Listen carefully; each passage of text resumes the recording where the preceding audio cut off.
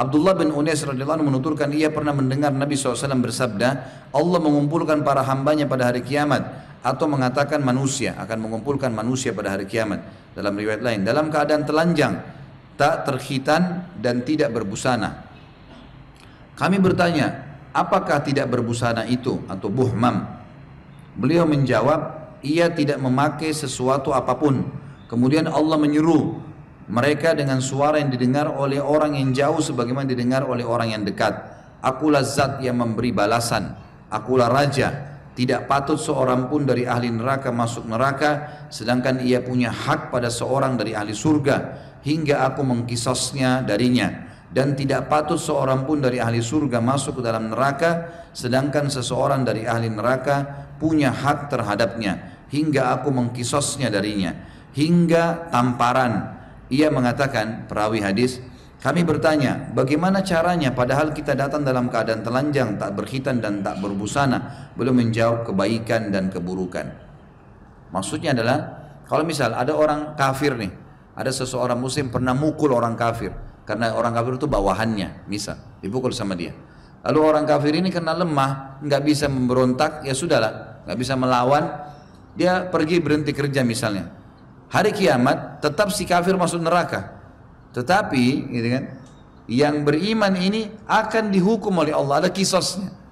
Dia tampar orang kafir masuk neraka, dia ditampar juga nanti hari kiamat.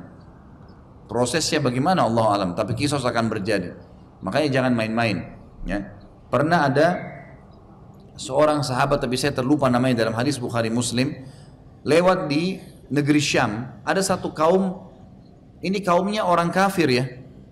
Rupanya orang-orang kafir ini tidak mau bayar jizyah. Tahu jizyah? Upeti. Kan kalau mereka tidak mau masuk Islam, dalam pemerintahan Islam mereka diminta upeti.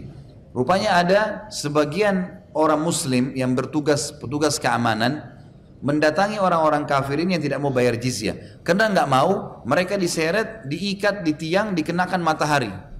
Panas, kepanasan. Sampai mereka keringat-keringat. Bahkan dalam riwayat ini dikatakan dituangkan minyak panas di kepala mereka, gitu kan. Orang-orang kafir yang disiksa sama orang muslim nih.